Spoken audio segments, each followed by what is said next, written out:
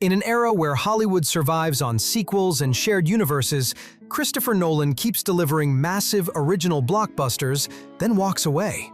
No sequels, no spin-offs, even when they could make billions. This isn't stubbornness, it's strategy. But what drives this bold choice, and how has it redefined success in an industry obsessed with franchises? To understand why Christopher Nolan avoids sequels, we must first understand the narrative architecture that defines his cinema. Unlike directors such as James Cameron or George Lucas, whose world-building is designed to be expansive and open-ended, Nolan's storytelling is often self-contained and structural. His films are puzzles designed to be solved within the runtime, leaving little room for narrative extension without compromising the integrity of the original work. Look at Memento. The whole film is its structure. It's told backwards because the main character can't form new memories. The form is the content. You can't make Memento 2 without breaking the thing that made the original work. This traces back to his roots. When Nolan made Following in 1998 with $6,000 and a borrowed camera, he wasn't thinking franchise. He was thinking, how do I make the most interesting film possible right now? That mindset stuck. Even when the budgets rose, from $6,000 to $200 million for Interstellar, the philosophy didn't change. Every film was geometric, contained, a Mobius strip that loops back on itself. When Interstellar ends with Cooper floating through the Tesseract, manipulating gravity to send messages to his daughter across time, where do you go from there? The story is done. The universe is saved. The emotional arc is complete. To stretch it further would be like adding a sixth act to a five-act play. It doesn't make the story richer, it makes it saggy. What do you want from us? Inception. Is it possible? Of course not. A recurring theme in Nolan's work is the subjective nature of reality, time, and memory. Themes that often require ambiguous endings, which sequels would ruin by providing definitive answers. The most famous example is Inception. The film concludes with the protagonist, Cobb, reunited with his children while a spinning top, his totem for distinguishing dreams from reality, wobbles on a table. The screen cuts to black before the top falls or stays spinning. A sequel would necessitate answering whether Cobb is in the real world or a dream, thereby collapsing the film's thematic resonance. As Nolan explained in an interview with Wired, the point of the scene is not the physics of the top, but the psychology of the character. Cobb is not looking at it. He doesn't care. A sequel would strip this ending of its intellectual weight, reducing a philosophical statement to a mere plot point to be resolved. What's the difference between you and me? I'm not wearing hockey pads. Now, let's talk about the billion-dollar bat in the room. The Dark Knight trilogy exists. Nolan did make sequels, 3 of them, and they're arguably the greatest superhero films ever made. So what gives? Here's where it gets interesting. Nolan didn't treat Batman like a franchise. He treated it like a novel that took 3 films to tell. When he pitched the first Batman movie, there was no guarantee of sequels. Warner Brothers had just limped away from Batman and Robin, you know, the one where Arnold Schwarzenegger played Mr. Freeze like he was auditioning for a panto. The brand was poison. Nolan rebooted it as a crime thriller, grounded, gritty. He borrowed more from Michael Mann than from comics. And when it worked, he got to make The Prestige, his actual passion project about dueling magicians, before returning to Gotham. The Dark Knight wasn't just a sequel, it was an escalation. He turned a superhero movie into Heat with capes. He gave the villain, played by Heath Ledger in a performance that redefined what comic book acting could be, and then came The Dark Knight Rises. Warner Brothers wanted it to keep going. Spin-offs, prequels, Nightwing, Robin, the whole Gotham cinematic universe. Nolan said, We don't do that here. He wrote characters off, physically and emotionally broke Batman, retired Bruce Wayne, passed the mantle to someone else off-screen. He built a giant neon exit sign and set it on fire, so no one could follow him through the door. Reports say he barely wanted to do the third Batman movie, and only returned because he found a way to end it conclusively. That's not a filmmaker milking a franchise. That's someone finishing their sentence so no one else can add a comma and keep it dragging. The Dark Knight trilogy isn't an exception to Nolan's rule. It's proof of it.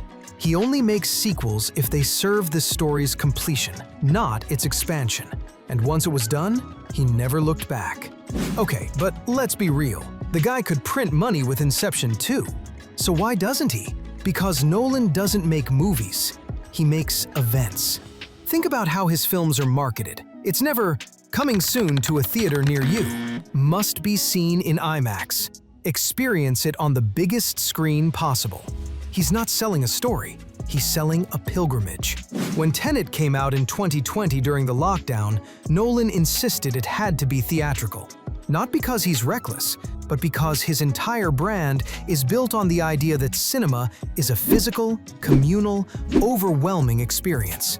You can't get that from a sequel you've already half seen in the trailer for the previous film. Novelty is his currency. Every Nolan release has to feel like he's showing you something you've never seen before. Rotating hallways in Inception, a tesseract made of bookshelves in Interstellar, the design in Oppenheimer. If he made Inception 2, the wow factor would already be spent. We've seen dream worlds, we've seen The Kick, we've seen zero-gravity fights. What's left? A bigger spinning top? Compare this to the MCU model, where films literally end with post-credits scenes advertising the next product. That's a commercial break in the middle of your movie. Nolan refuses to do that. Each film exhausts its premise completely. There's nothing left in the tank, and that's intentional. He said it himself. There always needs to be respect for the audience's desire for something new. He's not interested in feeding you the same meal twice. He's interested in blowing your mind, and you can't blow someone's mind with a trick they've already seen. Here's me planting an idea in your head. I say to you, don't think about elephants. What do you think about? Elephants. But let's go deeper, because this isn't just a business strategy, it's philosophical. Nolan worships at the altar of Stanley Kubrick, and Kubrick's career was a masterclass in creative reinvention. He made a war satire, Dr. Strangelove, then a sci-fi odyssey, a dystopian nightmare, a period drama, a horror film, a war drama, then a psychological mystery. Notice what's missing? Sequels, spin-offs. Kubrick didn't repeat himself because he was interested in problems, not brands. Each film was a new technical and narrative challenge. Nolan's the same way. Dunkirk was his war film. 3 timelines, minimal dialogue, pure visual storytelling. Tenet was his spy thriller, with inverted entropy and time moving backwards. Oppenheimer was his biopic. 3 hours, mostly conversations. And look at where he's going next, The Odyssey. He isn't following up his Oscar-winning biopic with another historical drama. He's pivoting to ancient Greek mythology, sword and sandals, gods and monsters. It's a genre he's never touched. Why? Because the only frontier left for him is the foundational myth of storytelling itself. Each of these movies require him to learn new things, to stretch, to obsess. And here's the key. Nolan has said he needs to be obsessed with the material to make it through the grueling 2 to 3 year process of making a film. It's hard to be obsessed with a story you've already told. It's like asking a chef to cook the same dish every night for 3 years. Eventually, you're just going through the motions. By jumping genres and never looking back, Nolan keeps himself sharp. He avoids the creative stagnation that trapped directors like Ridley Scott, who spent a decade making alien prequels that nobody asked for and progressively angered the fan base. Now let's zoom out and look at the industry. Since the early 2000s, Hollywood has been built on a single idea: pre-sold awareness. The theory is simple. Audiences are more likely to buy a ticket if they already know the brand. Marvel, Star Wars, Jurassic World. Franchises are safer bets than original ideas. Except, Nolan disproved that. His name is the brand. A Christopher Nolan film does the same box office heavy lifting as a Marvel Studios production.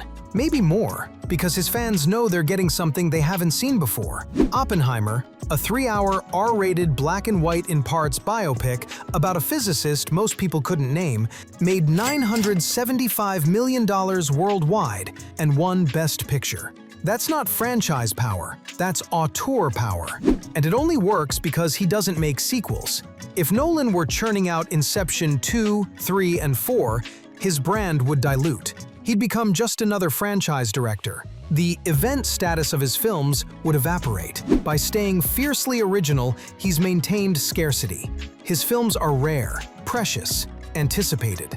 When a Nolan film drops, it's not just another entry in a series, it's a cultural moment. But here's the thing, this strategy makes him more valuable to studios, not less. According to The Hollywood Reporter, Nolan has first-dollar gross participation, meaning he gets a cut of every ticket sold from $1, not after the studio recoups costs. Almost no one else gets that deal. Why? Because studios know a Nolan film will perform. His brand is that reliable. If he made sequels, the studio would demand more control, more merchandising rights, more say in the creative process. By staying original, Nolan keeps his leverage. He even produces through his own company, Syncope, with his wife Emma Thomas. It's lean, focused, boutique. They make one film at a time, dedicating years to it. That's incompatible with the franchise factory model, where release dates are set before scripts are written. Nolan has criticized this pipeline approach. He thinks it leads to worse films, and by avoiding it, he's positioned himself for what he calls the post-franchise, post-IP landscape. He sees the current bubble bursting, and when it does, he'll be the guy who is already ahead of the curve. But there's one more thing we need to talk about. Something quieter, more personal. Fear. Breathe in your fears. Not fear of failure. Nolan's proven he can succeed. Fear of diminishment. Think about how directors are remembered. George Lucas is the Star Wars guy. Ridley Scott is the Alien and Blade Runner guy. Even Spielberg, as versatile as he is often reduced to the Jaws and Jurassic Park guy. Franchises eat legacies. They become the only thing people talk about. By ensuring every film is a standalone piece, Nolan ensures his filmography is viewed as a body of distinct artistic statements, not a greatest hits album with remixes. He's building a Kubrick-like legacy, a director who never repeated himself, who challenged audiences, who left them hungry rather than overfed. And psychologically, once you've solved a puzzle, the thrill is gone. Nolan has said he approaches every film like it's the last one he'll ever make. That mindset doesn't leave room for, let's revisit Inception because it'd be easy money. For him, easy money is creative death. So here's what it all comes down to. Christopher Nolan isn't just a great filmmaker, he's a strategist. He's figured out that in an industry obsessed with yes to sequels, yes to spin-offs, yes to extended universes, the most powerful word you can say is no. No to Inception 2. No to Interstellar prequels. No to staying in Gotham forever. Every no made his next yes more valuable. It protected his stories, preserved their endings, kept the magic intact. Nolan isn't just avoiding sequels, he's building a legacy of standalone masterpieces. Each film stands alone. Each film can be rewatched forever. Each film adds to the Nolan brand without diluting it.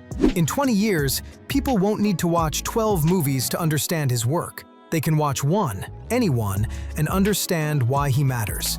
That is power in an industry drowning in content. That's not luck, that's discipline, that's vision.